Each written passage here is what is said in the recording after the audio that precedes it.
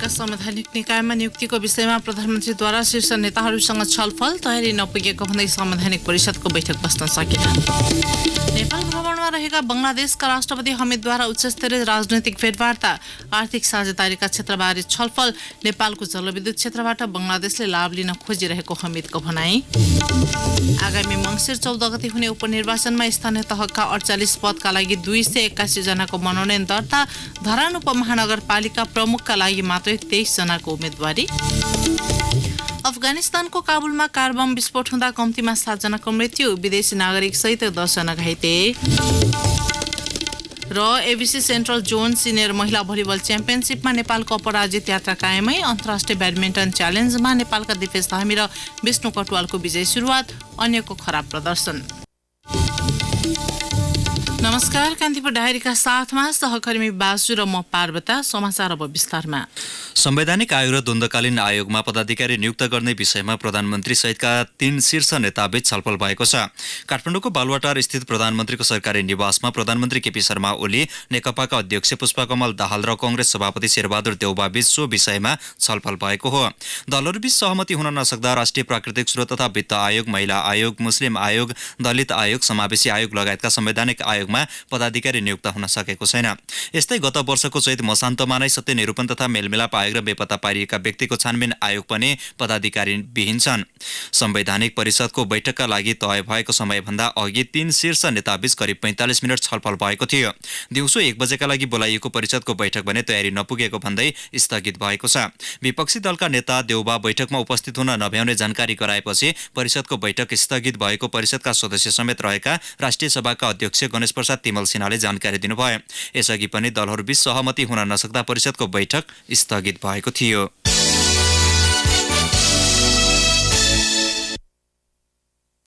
नेपाल भ्रमणमा रहेका बंगलादेशका राष्ट्रपति मोहम्मद अब्दुल हमिदले आज उच्च स्तरीय राजनैतिक भेटवार्ता गर्नुभएको छ। हमिदले समकक्षी विद्यादेवी भण्डारी, उपराष्ट्रपति नन्दबहादुर पुन, प्रधानमन्त्री केपी शर्मा ओलीसँग आज छुट्टा छुट्टै भेटवार्ता गर्नुभएको हो। भेटमा आपसी सम्बन्ध, सहयोग र सहकार्यका विविध आयाममा छलफल भएको थियो। प्रधानमन्त्री ओलीसँगको भेटमा दुई देशबीचको घनिष्ठ र परम्परागत सम्बन्धलाई आर्थिक साझेदारीको क्षेत्रमा पनि विस्तार गर्ने बारे छलफल भएको भेटमा सहभागी परराष्ट्र मन्त्री प्रदीप गेवालीले जानकारी दिनुभयो। सो क्रममा राष्ट्रपति हमिदले समृद्ध नेपाल, सुखी नेपालीको नेपाल सरकारको लक्ष्यमा बंगलादेशको सधैँ साथ, सहयोग र सहकार्य रहने बताउनु भएको थियो। बंगलादेशले उपलब्ध गराउँदै आएका विभिन्न बन्दरगाहको सदुपयोग गर्दै नेपाली उत्पादनलाई बंगलादेशको बजारमा पुर्याउने विषयमा पनि छलफल भएको परराष्ट्र मन्त्रालयले जनाएको छ। यस्तै व्यापार, लगानी, ऊर्जा, सम्पर्क सञ्जाल, जलमार्ग, हवाईमार्ग, शिक्षा, यातायात तथा कृषि क्षेत्रमा सहयोग गर्ने सम्बन्धमा छलफल भएको थियो।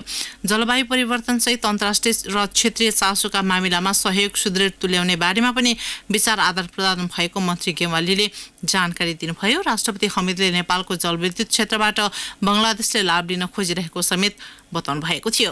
हमिदले आज राष्ट्रिय सभा अध्यक्ष गणेश प्रसाद तिमल सिन्हा, सत्तारूढ नेकपाका अध्यक्ष पुष्पकमल दाहाल र नेपाली कांग्रेसका सभापति शेरबहादुर देउवासँग पनि शिष्टाचार भेटवार्ता गर्नुभएको छ। हमिद साँझ राष्ट्रपति भण्डारीले काठमाडौँको एक होटलमा आयोजना गर्नुभएको रात्रि भोजमा पनि सहभागी हुनुभएको छ। नेपालको 4 दिने भ्रमणका लागि हिजो काठमाडौँ आएका राष्ट्रपति हमिद भोलि पोखरा जानुहुनेछ। नेपाली कांग्रेसका महाधिवेशन प्रतिनिधिहरूले आगामी उपनिर्वाचनलाई पार्टीले प्रतिष्ठा र परीक्षाको रूपमा लिएर अगाडि बढ्नुपर्ने औल्याएका छन्।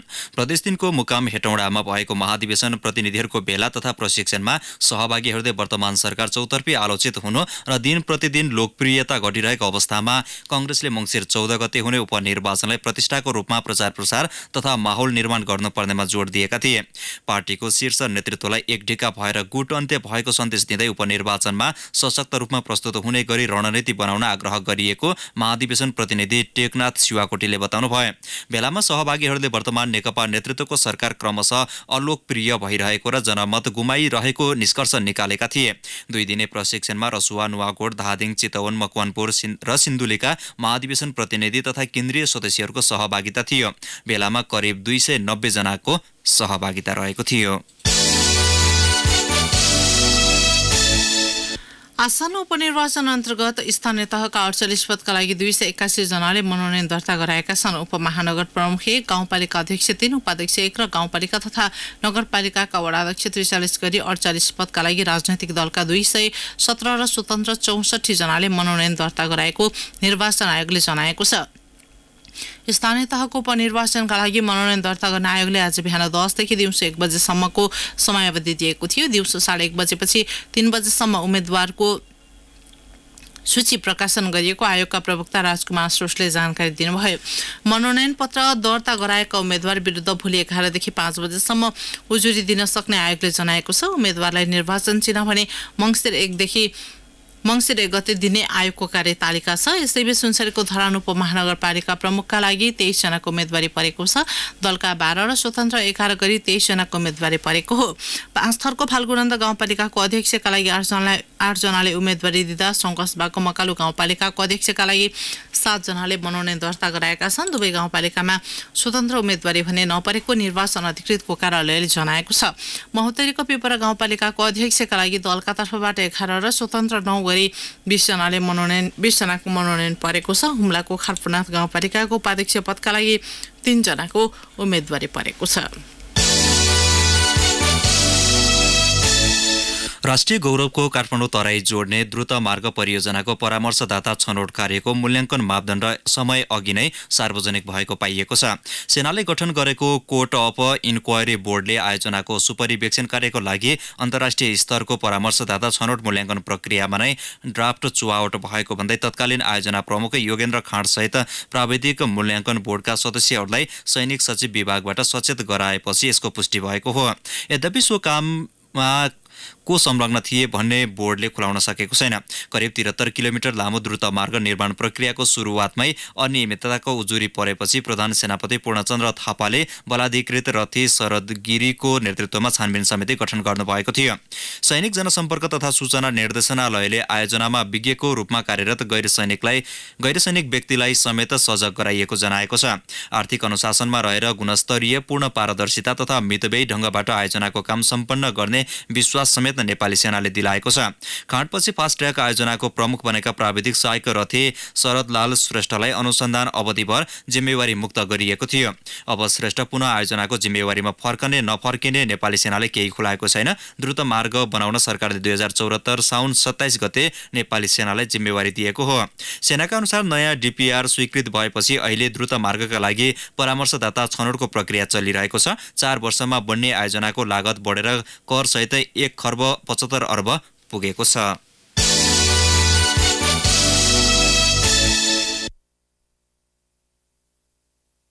कृषि सामग्री कम्पनी लिमिटेड जनकपुर शाखाका प्रबन्धक र वरिष्ठ सहायकलाई स्रोत नखुलेको 68,000 रुपियाँ सहित अख्तियार दुरुपयोग अनुसन्धान आयोगले नियन्त्रणमा लिएको छ। बिक्री नभएको धान लिलामी गर्ने प्रक्रियामा अनियमितता गरेको उजुरीका आधारमा छानबिन गर्दा स्टोर किपर वरिष्ठ सहायक रामबाबु महतोको कार्यकक्षबाट स्रोत नखुलेको 68,000 रकम भेटिएपछि उनी सहित शाखा प्रबन्धक आलोक कुमार सहित महतोलाई पनि नियन्त्रणमा लिएको आयोगका प्रवक्ता प्रदीप कुमार कोइरालाले जानकारी दिनुभयो। यसैबीच राष्ट्रिय अनुसन्धान विभागबाट सप्तरीको हनुमाननगर कङ्खालिनी नगरपालिका र तिलाठी कोइलाडी गाउँपालिका अन्तर्गतका सीमानाका हेर्ने गरी खटिएका सूचक धर्मेन्द्र कुमार झालाई अख्तियारले घुस लिएको अभियोगमा पक्राउ गरेको छ।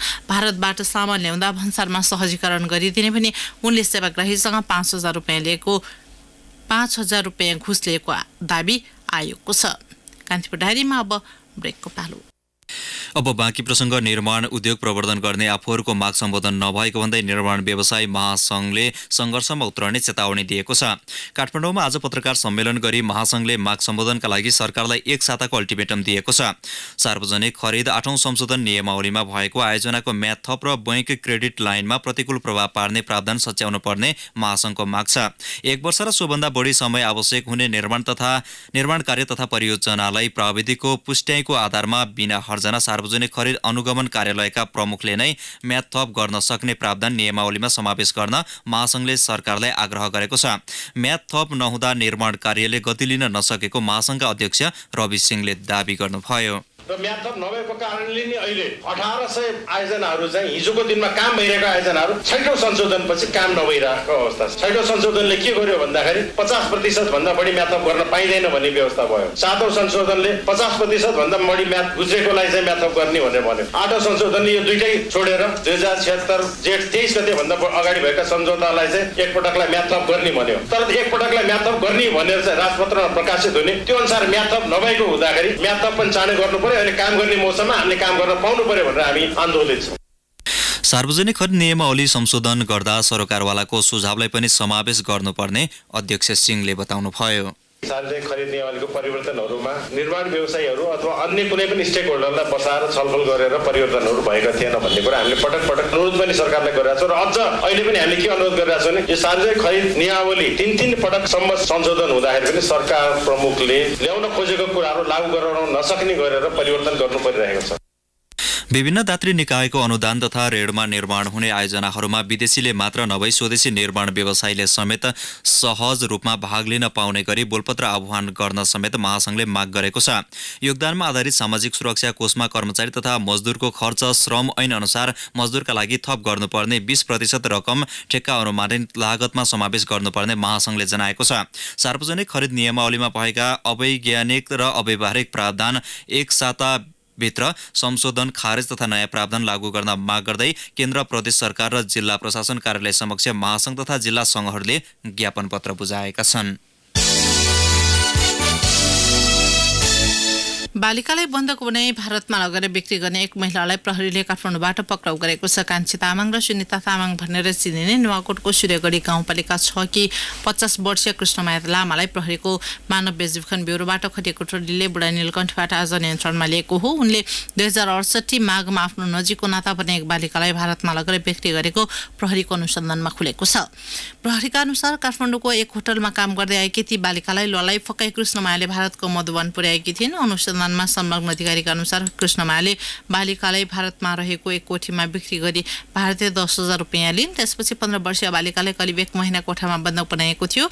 पीडित बालिकालाई युवती बनाउन सुई र औषधि समेत प्रयोग भएको खुल्न आएको प्रहरीले जनाएको छ। त्यसपछि उनीहरूले भारतको नयाँ दिल्ली स्थित कोठी नम्बर 511 मा र कोठी नम्बर 64 मा 2 वर्ष र कोठी नम्बर 40 मा 15 दिन राखी बालिकालाई यौन धन्दामा लगाएको प्रहरीले जनाएको छ।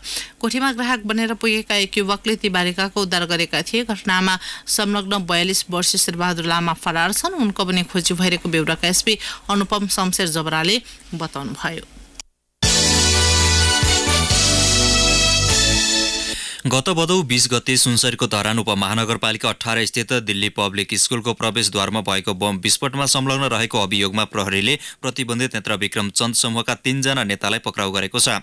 पक्राउ पर्नेमा चन्द समूहका सुनसरी जिल्ला सेक्रेटरी मोहन बस्नेत, युवा संगठनका संयोजक सागर राई र जिल्ला सदस्य सुरेश कुमार राई छन्। यसैबीच प्रतिबन्धित नेता विक्रम चन्द समूहका गोर्खा जिल्ला सदस्य रोहित पन्त पक्राउ परेका छन्। पन्तलाई प्रहरीले गोर्खा नगरपालिका 6 हरमटारीबाट पक्राउ गरेको हो। थारू महिलाहरूले संघीय राजधानी काठमाडौँमा आज सामा चकेबा खेलेका छन्। तराईका थारू र मैथिल समुदायका महिलाहरूले खेले मौलिक पर्व सामा चकेबाको अवसरमा उनीहरूले माटोबाट बनाइएको कलात्मक सामा चकेबा सहितको झाँकी प्रदर्शन गरेका थिए। दिदीभाइको प्रेमको प्रतीक मानिने मौलिक सांस्कृतिक पर्व सामा चकेबा थारू महिलाले काठमाडौँमा 2 दशकदेखि मनाउँदै आएका छन्। तराईका विभिन्न जिल्लामा बसोबास गर्दै आएका समुदायका महिलाले यो पर्व धुमधामका साथ मनाउने गर्दछन्। अवैध तवरले भित्राइएको 1 किलो सुनसहित 1 जना हङकङकी नागरिकलाई प्रहरीले त्रिभुवन अन्तर्राष्ट्रिय विमानस्थलबाट पक्राउ गरेको छ। हङकङबाट क्याथे ड्रागनको उडानबाट काठमाडौँ आएकी 55 वर्षीय यी बाहलाई प्रहरीले पक्राउ गरेको हो। ह्यान्ड ब्यागमा लुगाएर उनले सो परिमाणको सुन ल्याएको प्रहरीले जनाएको छ। कान्तिपुर डायरीमा अब बर्दिया डायरीको पालो। बर्दिया डायरीबाट कमल पन्थीको नमस्कार। सेवाग्राहीको काममा कुनै किसिमको समस्या नहोस् भन्दै बार बर्दिया 11 वडा कार्यालय बिदामा पनि सञ्चालन गरिएको छ। सामान्यतः बिदाको दिन बाहेक 10 देखि 5 बजेसम्म कार्यालय सञ्चालन भए पनि कसैलाई आकस्मिक काम परे कर्मचारीले गरिदिने गरेका छन्। बिदाको दिन पनि कर्मचारी कार्यालयमा आएर पनि काम गरिदिने गरेका वडा अध्यक्ष अजय चौधरीले बताउनुभयो। शनिबार होस् या सार्वजनिक बिदाको दिन कोठियाघाटको तटीय क्षेत्र वनभोज खान आउनेको भिडले खुट्टा राख्ने ठाउँ हुँदैन। विशेष गरी तिहारमा युवा युवतीले देउसी भैरो खेले बापत उठेको रकम वनभोज खाने रमाउनेको भिडले खचाखच भरिएको हुन्छ। कर्णाली नदीको भङ्गालो गेरुवा नदीमा अवस्थित नेपालकै सबभन्दा लामो पुल भएका कारण वनभोज खाने रोजाइ बन्दै गएको छ। वर्षेनी पवै तटबन्धन वर्षायाममा हताहतार गरिने तटबन्धनले करोडौं बगेर खेर गइरहेको छ। यतिखेर गरिएको तटबन्ध कमसल खालको भएकोले कटानसँगै बाढीले सदरमुकाम डुबानको चपेटामा पर्छ। यसको थायी समाधानको लागि 2 वर्ष अघि प्रस्तावना गरी दबै भादा र ओराई नदी व्यवस्थापन कार्यालय बजेटको अभावमा तटबन्धको कामले गति लिन सकेको छैन।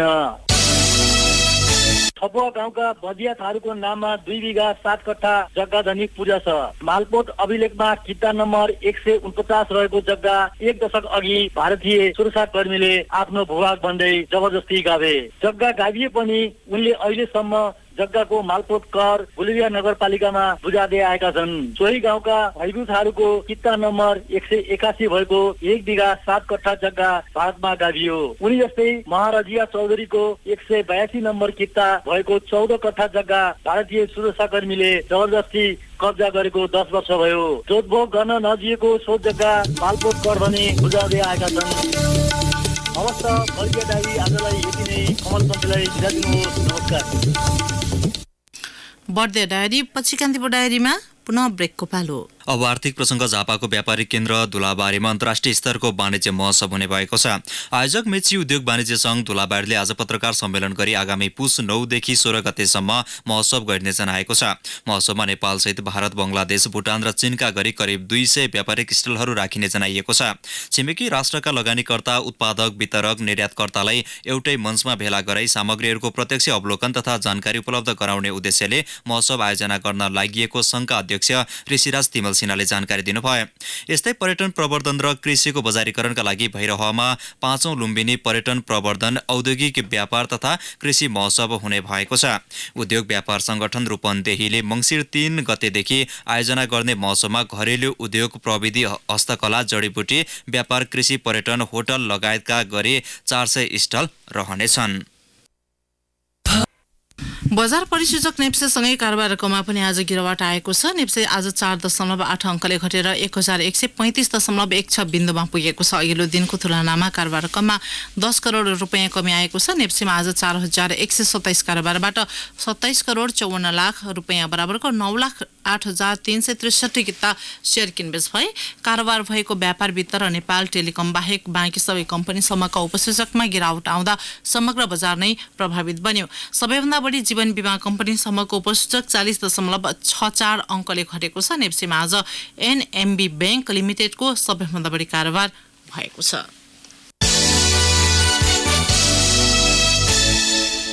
अब अन्तर्राष्ट्रिय प्रसङ्ग। अफगानिस्तानको राजधानी काबुलमा आत्मघाती कार बम विस्फोट हुँदा कम्तीमा 7 जनाको मृत्यु भएको छ।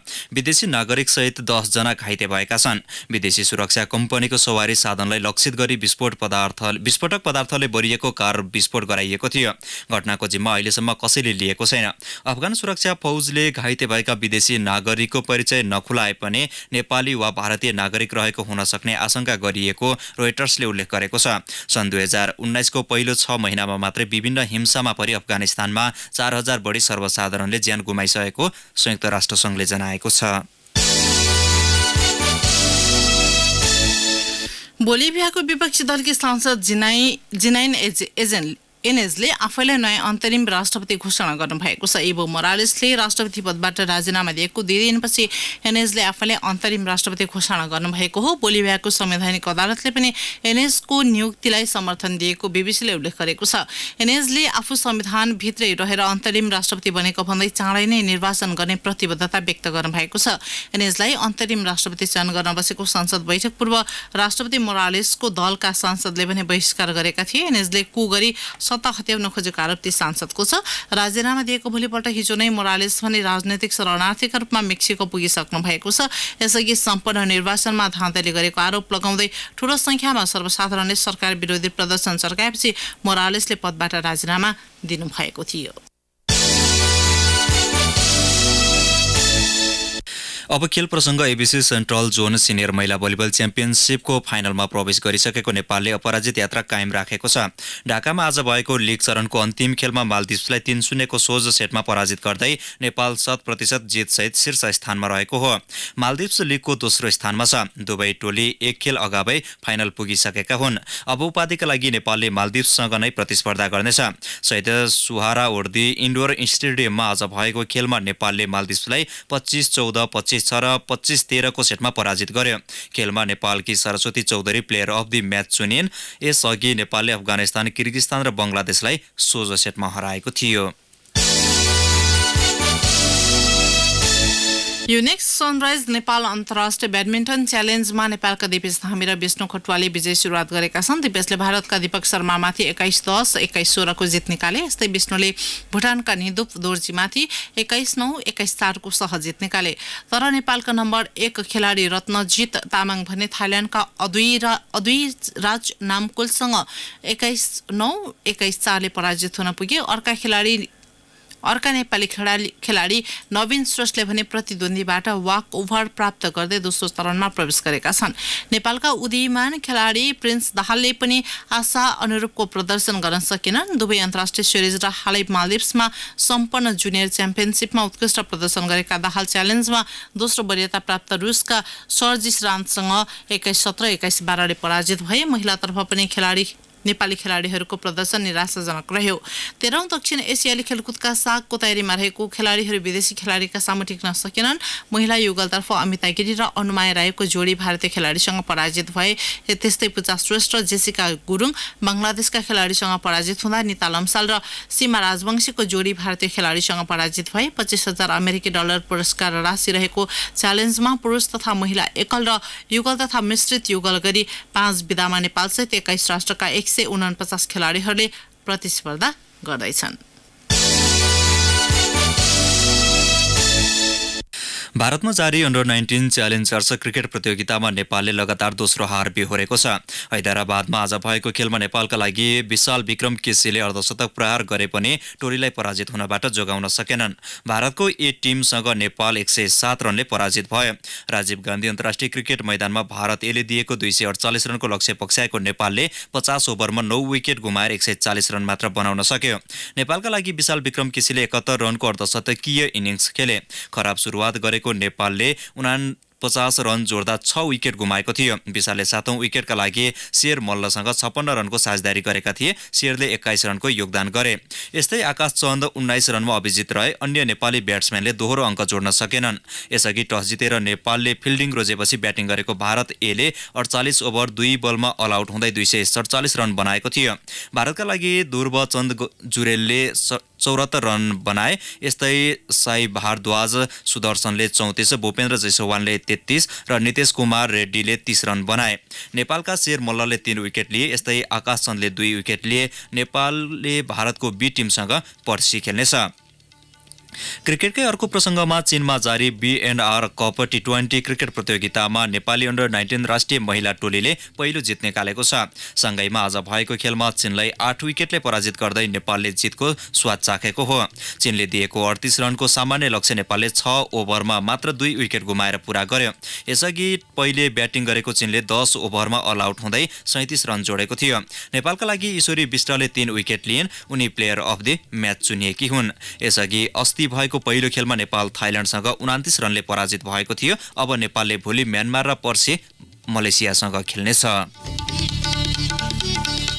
हवस् त यिनै प्रसङ्गसँगै कान्तिपुर डायरीका आजका सम्पूर्ण बुलेटिन यही सकिन्छन्। भोलि बिहान हामी 6:30 बजे नियमित डायरीका साथमा उपस्थित हुने नै छौँ। अहिलेलाई सहकर्मी बासु र म पार्वता आज्ञा माग्छौँ। नमस्कार, शुभरात्रि। सूचना र मनोरञ्जनको सम्वाहक रेडियो राष्ट्रको रेडियो कान्तिपुर।